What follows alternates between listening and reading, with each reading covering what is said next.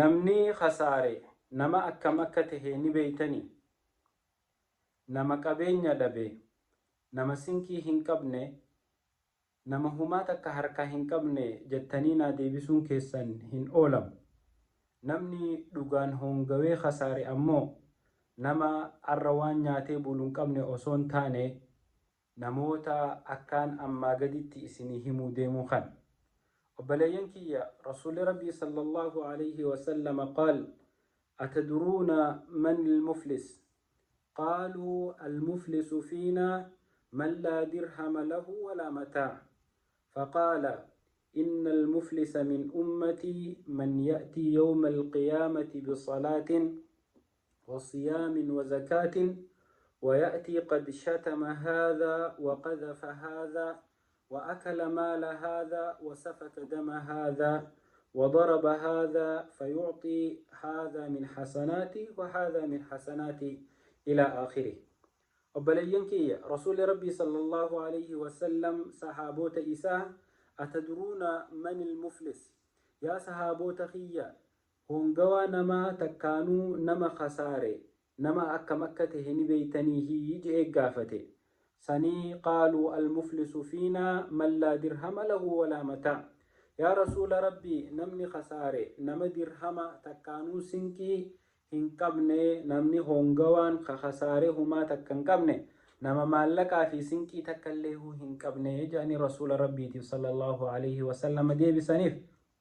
sanii rasuuli rabbii faqaala inna almuflisa min ummatii hongawaan namaa takkaanuu khasaaraan namaa ummata kiyyarraa man ya'tii yawma alqiyaamati nama guyyaa qiyaamaa dhufu بصلاة صلاة الدنيا تنرت صلاة هند بعدتي دلقالي ققاري الدنيا تنرت دلقي هند ربي إسادر دفو صلاة صومنا زكاة صدقان وانتوتا أدى خنا هند نما بعدتي دفو ويأتي قد شتم هذا دلقالي ققاري دلقي تنقفان هندفو حالنا مخان الرب سيجرون حالنا مخان ميدي جرون حالنا مخان مالك إساني نياتي جرون وسفك دم هذا حال نما خان ديغ إساني دنگلاسي جرون وضرب هذا حال نما خان حركة إساتين الرب إساتي وان أدات ميدي جرون إباداسا هندا وجين دما دفاجي فيعطى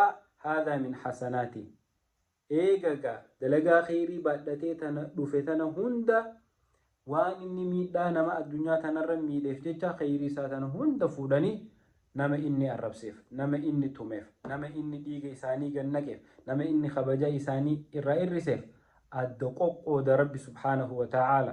yoo khayriin isaatun qoodamtee waan inni balleesse tana shaffanuu dadhabde ammoo hamtuu jarri inni miidhe kun dalagan rabbi subhaanahu wa ta'ala isaanirraa fuudheeti isa baadhachiise sababaa hamtuun inni nama miidhe saniif jecha hamtuun jarri dalagan khayrii isaa hunda kanneefite hamtuun isaanii isarratti baadhisiifamte sababaa kanaan namni kun hongawee ibidda azaabaatitti darbamaa jee rasuuli rabbii sallallahu alayhi wasallam. tanaaf obboleeyyan kiyya dalagaa khayrii ija guduunfannee dalaguun qofti haala nama miidhaa jirruun faayidaa takka hin qabu. akkuma khayrii dalaydutti miidhaarraa fagaadhu, hamarraa fagaadhu, arrabarraa fagaadhu, dhiiga namaa gannaquu irraa fagaadhu. rabbi subhaanahu wa ta'ala guyyaa akhiraan hun hongeeysin. wassalaamu alaykum.